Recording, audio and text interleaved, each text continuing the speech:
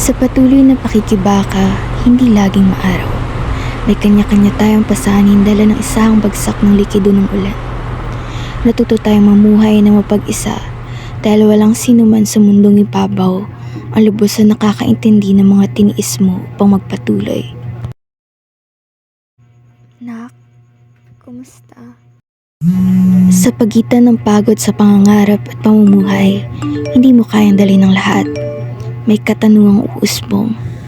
Anong magkaroon ng kakampi? Ng kapwa?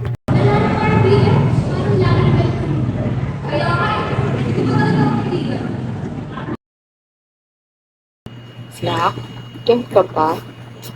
Alam ko na sa mundo, mabilis manghusga ang tao. Pero may sugat din tayong hindi nakikita. Sana, sa pagitan ng ingay ng mundo, piliin mo na maging kandungan.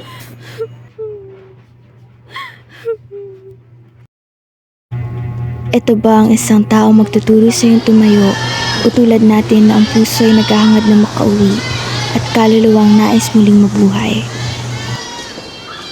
Pastin ang ulan. Sisigapin ang Guys, I went Guys!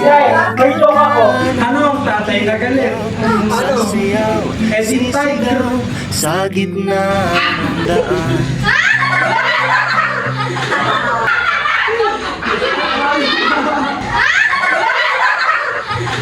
Nakakatuwang makitang wala nang naiiwan.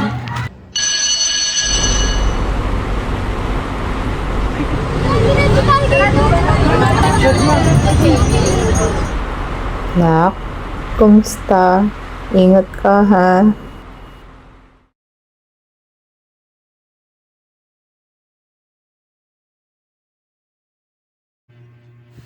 Sige na, nak. Love you, Mark.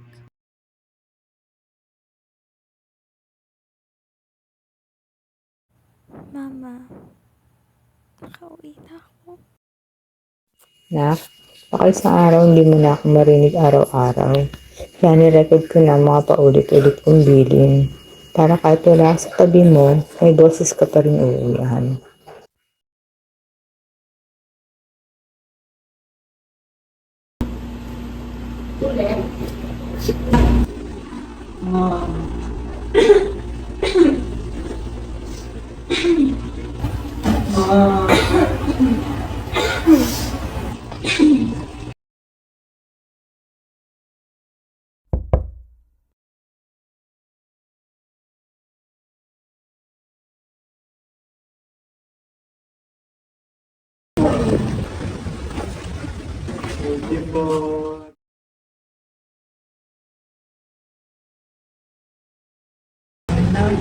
Ano yun?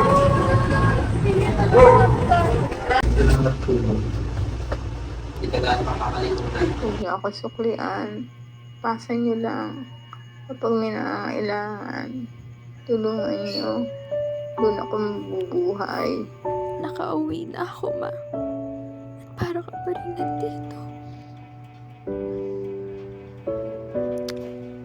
Ang binhing isinilit mo sa akin, hindi na lamang namumunga dahil sa ulan, kundi dahil sa lawak ng isip ng tao. May mga sugat tayong hindi nakikita. Hindi lahat ng lumalaban ay humihingi ng tulong.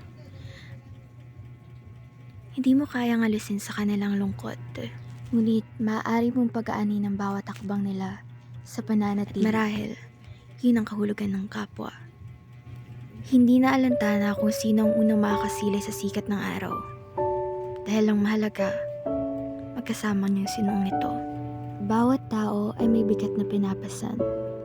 Ngunit may puwang pa rin sa puso nila ang gumawa ng kabutihan. Hindi lamang para sa sarili mong kapakanan at guilt, kundi dahil gusto mong tumulong at mas lumago ang sining ng kabutihan sa mundo.